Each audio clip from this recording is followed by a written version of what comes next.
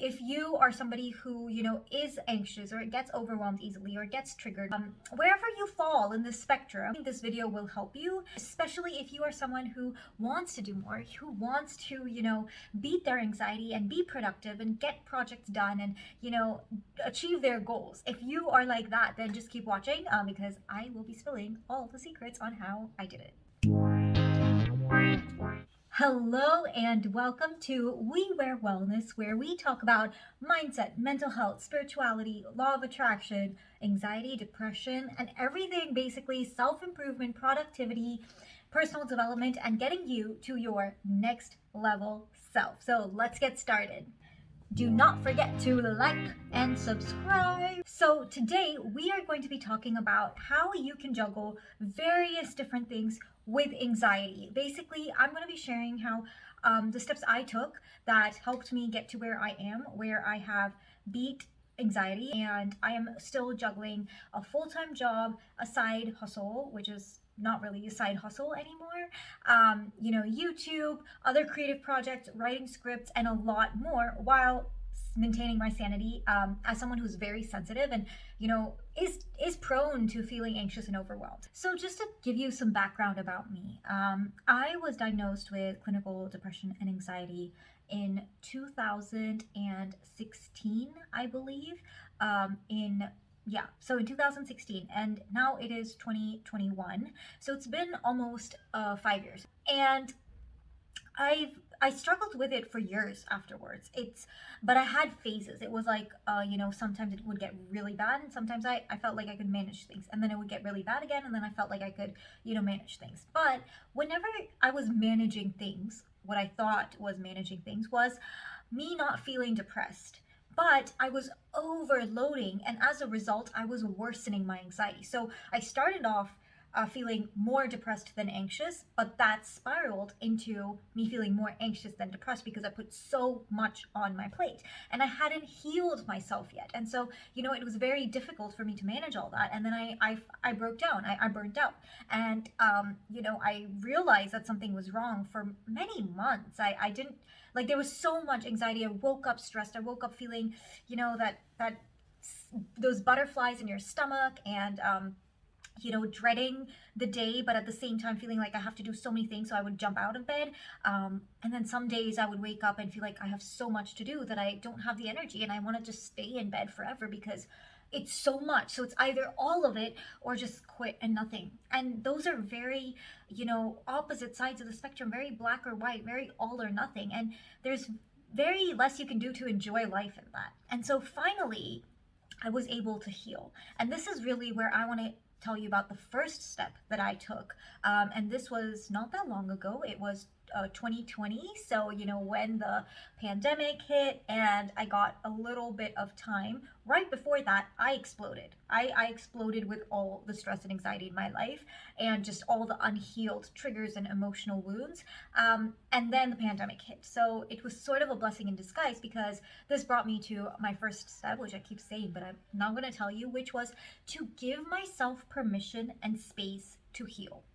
And actually, maybe before that, to decide that I want to heal, like no matter what it takes. And that sounds like really simple, but it was a big shift because earlier I would put one foot in the door, one foot out, like, okay, let's try journaling, or let's try therapy, or let's try a meditation, do it once in a while and be like, oh, this is not working.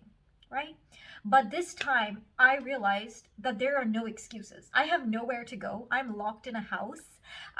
There's nothing to do. No one is doing anything in the world. So that also reduced the pressure of FOMO and just feeling like, oh my goodness, I'm missing out on everything because of my mental health. And so it really gave me the chance to slow down. And I really, really ask you from the bottom of my heart that if this is something you need, please do it, because if you slow down, you will be able to go much faster and you will feel good going much faster as well. But right now, if you feel overwhelmed and you're just rushing to get things done, it's going to burn you out and it's not even going to feel very good and you're not going to get very far, right? So just slow down. It's just like you're driving a car and you don't have any gas, right? You can't just keep going. You're going to have to stop. So rather than being stranded in the middle of the jungle, why don't you stop right now? Fill up your tank, even if it takes like 2 minutes extra, but then at least you'll be able to get to your destination. Because if you get stuck in the middle of jungle, you won't get to your destination at all, right? So just think about it like that. Like if you take a little bit of time to slow down, it will really do you good. And this doesn't have to be 5 minutes. If this means 5 months for you or 5 days, take it. It's worth it. And I am telling you why, because I slowed down and I didn't have a full-time job. I was just doing some freelancing gigs and then I quit those as well. And I decided, you know what, leave it. Like I'll try my best when I can, but I'm not going to push it. And I began We Wear Wellness. I began writing my blog, but I liked that. And it was much less pressure because I could decide my schedule. And I just dropped the whole pressure that I had put on myself. Every single thing. If anything made me feel bad, I would just not do it. And I know, like, of course, I was probably privileged because I didn't have bills to pay and my family was taking care of me.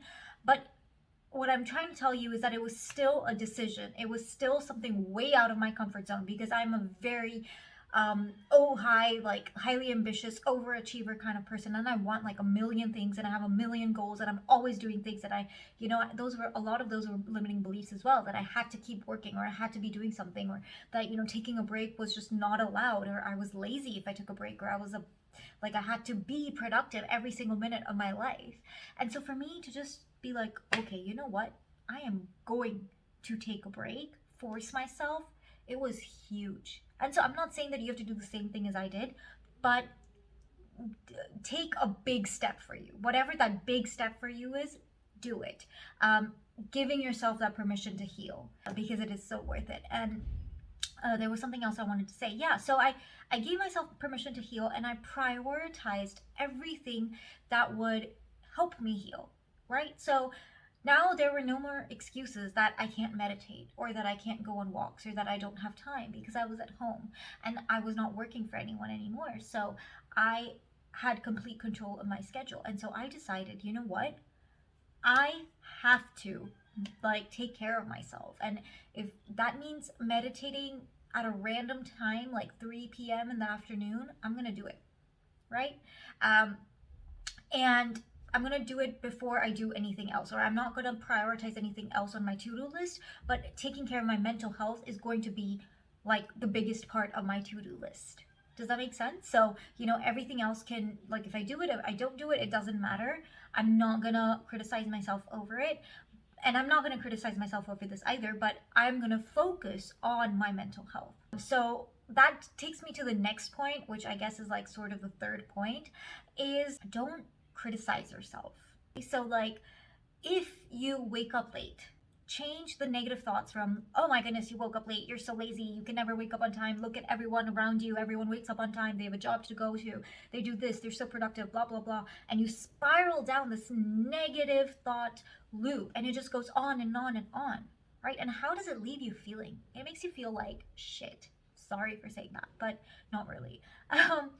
It just makes you feel so bad. And then what happens? You're already anxious, and now you've taken that struggling human and stomped on it. Like, why would you do that? It's like there's a cute puppy outside, its leg is broken, and you just go and I don't know, do something terrible, hit it or beat it, and I don't even want to think about that. So why would you do that to yourself?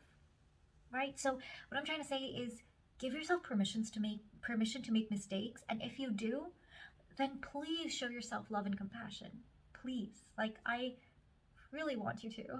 I can't get into your mind and change your thoughts, but if I could, I would, because this is going to make such a big difference. And so, for example, if I did meditate in the morning, a lot of times earlier, I would be like, oh my goodness, you wrote this on your to-do list and you can't do it and it's so annoying and you're so terrible, you should just give up. But instead, I started learning to say, it's okay. It's okay, I will do it now. It doesn't have to be perfect. And so, even though the ideal time to meditate or the ideal time to work out or journal or do all these beautiful things is like morning when you wake up or before you go to bed, I gave myself permission to be messy about it, to do it whenever I have time, whenever I can do it, or I feel like, or, I can push myself to do it. And I release that pressure that it has to be done a certain way or done a certain time or look like a certain thing, right? Because you're not doing it for anyone else and there's no rule book, honestly. Just do it for yourself whenever it feels right. And if that means just sitting down for 1 minute and focusing on your breathing at a random time, then do it. So that's sort of my fourth tip, is to release that perfection idea around these things that will help your mental health so that they can actually help you rather than hurt you. Because if you're always going on about how this is not perfect or this is not right, then it's not really going to help you, is it? And my fifth tip is to build routines that support you. So that whenever you like feel that you might be falling down a little bit or feeling low or you're triggered or there's just too much going on and you feel a little overwhelmed, you fall back into your support system, which is your routine. And do this slowly though, after you've done all the previous steps. So, for example, over the past 2 years, I've slowly built up a beautiful morning routine that is my support system. And I wake up, I journal, I meditate, and I sometimes, do some light stretching or some yoga, whatever it might be. But the most important two things are journaling and meditating. And this way, no matter what's happening in my life, every single day, I fall back into this routine that sort of lifts me up and keeps me balanced. And so for you as well, work really slowly. Take baby steps. Just do one thing at a time that you like. And, over the time, make it into a routine. And that will really help you. And this could even be an evening routine if you'd like. Maybe right before bed, after brushing your teeth, you meditate for 5 minutes, or you just write down 3 things you're grateful for, or whatever's on your mind. Maybe you just brain dump. But start off, again, now I don't want to put pressure on this routine, because start off with imperfect action. Like I said, just take messy action, just whatever feels good to you. And then find what feels good to you and slowly start to incorporate that daily, and it'll become a routine. And that way, no matter what happens in your life around you, it's very easy, or it will be very easy for you to go back to your routine, because once it's a routine, once it's a habit, your brain just does it on autopilot mode, and so it doesn't take extra energy or extra effort, which is beautiful, because you don't want things that take extra energy, right? Especially when you're feeling overwhelmed, you want to do things that are very easy, right? Because, like, for example, when you go brush your teeth, you don't think about it. It's not something that you have to write down on your to-do list. Oh, I have to brush my teeth. You just do it, right? Because it's a habit. So just like that, something like this becomes a habit, it becomes easy, and it supports you while, you are struggling or on your day-to-day basis. And yeah, so that is essentially what I wanted to share about how I managed to beat my anxiety. And so, as a recap, it's really just all about, deciding to heal, ditching the idea of perfectionism, noticing your self talk, and choosing some things that will help your mental health, prioritizing your mental health, and then building that into a routine. Right? And some bonus tips as well that I really, really like are, having a to-do list, writing everything down, because there's so much in your mind, it helps to put it out on paper. Also being aware, because whenever I feel like I'm going down or I'm feeling anxious or, a lot of things are piling up or I'm feeling triggered, then I pause.